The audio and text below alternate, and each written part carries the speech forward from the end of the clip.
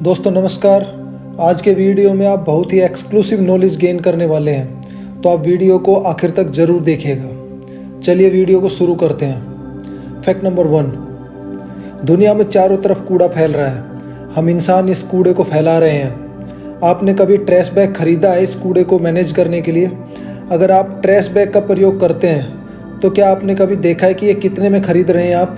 चलिए तो ऐसे पूछते हैं, आप कितना महंगा ट्रैश बैग खरीद सकते हैं?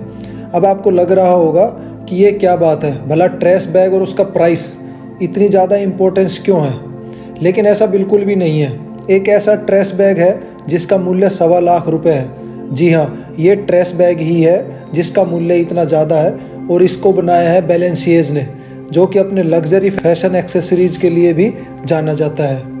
फैक्ट नंबर 2, आपने वर्ल्ड्स के 7 वंडर्स के बारे में तो सुना ही होगा, जिसमें हमारा ताजमहल भी शामिल है। लेकिन आपको ये पता नहीं होगा कि इनको रैंक कैसे दिया गया। इनको रैंक करने के लिए एक सोशल इंगेजमेंट इंडेक्स है, जिस पर इन सभी वंडर्स को रैंक किया गया था। क्या आप जानते हैं कि नंबर 1 रैंक पर कौन आता है? और इस रैंकिंग में आपको जानकर बहुत ही खुशी और गर्व होगा कि हमारा ताजमहल इस लिस्ट में नंबर 1 पर आता है, और इसको सोशल इंगेजमेंट इंडेक्स पर पॉइंट मिले थे 94। जी हाँ। फैक्ट नंबर 3, अगर आप म्यूजियम में गए हो तो आपने देखा होगा वहाँ पर जो ग्लास के अंदर चीज़ें रखी होती है वो बहुत ही साफ़ और चमकदार नज़र आती है। ऐसा इसलिए ही नहीं होता कि वहाँ पर बहुत अच्छी लाइट्स लगी होती है, साफ़ सफाई बहुत अच्छे से होती है या रख रखाव बहुत अच्छा होता है, बल्कि उसके पीछे का एक बहुत बड़ा कारण वहाँ लगा हुआ ग्लास भी होता है।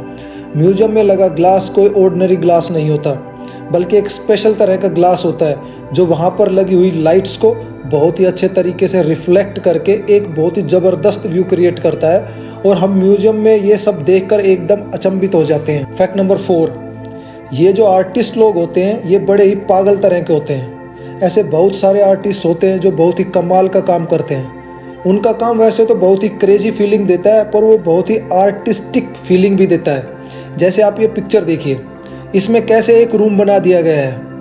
यह है रोमानिया, और यहाँ पर जहाँ तहाँ होमलेस लोगों के लिए ये बने हुए आपको दिख जाते हैं। लेकिन ये बनाया किसने ये पता नहीं है, पर दुनिया में ऐसे अनोनिमस आर्टिस्ट बहुत सारे हैं। लेकिन ये सब जगह आपको जो अबेंडन्ड प्लेसेस होते हैं ये सब वहीं पर मिलेंगे, जहाँ ज़्यादा लोगों का आना जाना नहीं होता। ये लोग जो भी हैं बहुत ही कमाल के लोग हैं। फैक्ट नंबर 5, हम सबको पता है कोरोना जब आया तो पूरी दुनिया में अलग अलग तरह से सबको कुछ ना कुछ प्रॉब्लम आई। ऐसा ही हुआ वेस्टर्न मिशिगन यूनिवर्सिटी के साथ। कोरोना के बाद इस यूनिवर्सिटी को अपने स्टूडेंट्स के लिए बजट में $76 मिलियन कम पड़ रहे थे। उसके बाद जो हुआ वो बड़ा ही आश्चर्यजनक था। एक एनोनिमस डोनर ने इस यूनिवर्सिटी को $550 मिलियन दान में दिया। जी हाँ, $550 मिलियन, ताकि यूनिवर्सिटी में पढ़ने वाले स्टूडेंट्स को कोई प्रॉब्लम नहीं हो। ये शायद किसी भी यूनिवर्सिटी को मिला आज तक का सबसे बड़ा दान था। आज के हिसाब से लगभग 4500 करोड़ रुपए इस एनोनिमस डोनर ने इस यूनिवर्सिटी को दिए। फैक्ट नंबर 6, दुनिया में कई सारे कबीले हैं। इन कबीलों में कई सारी बहुत ही अजीब प्रथाएं हैं। ऐसी कितनी ही प्रथाएं होंगी जिनके बारे में हम शायद ही जानते हों। कुछ प्रथाएं तो ऐसी हैं जिनके बारे में सुनकर हमें लगता है कि क्या ऐसा भी हो सकता है। ऐसा ही एक कबीला है इंडोनेशिया का दानी कबीला। इस कबीले में जब परिवार में किसी सदस्य की मृत्यु हो जाती है तो घर की किसी महिला की उंगली काट दी जाती है। इस रिचुअल का वहाँ के लोग इकिपालिन के नाम से बोलते हैं। सबसे पहले उंगली को टाइट बांध दिया जाता है ताकि ब्लड फ्लो को रोका जा सके। फिर उंगली के ऊपर के हिस्से को काट दिया जाता है और उस हिस्से को जला दिया जाता है। ऐसा करने के पीछे ये मान्यता है कि ऐसा करने से मरे हुए व्यक्ति की आत्मा को शांति मिल जाती है।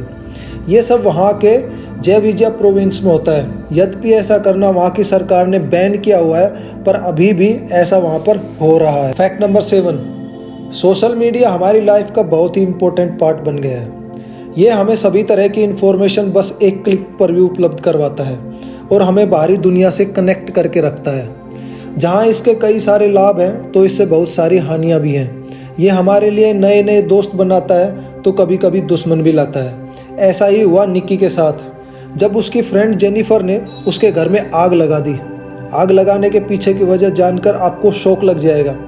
ये सब तब हुआ जब निक्की ने जेनिफर को फेसबुक पर अनफ्रेंड कर दिया था। इससे जेनिफर को इतना गुस्सा आया कि उसने निक्की के घर को आग के हवाले कर दिया।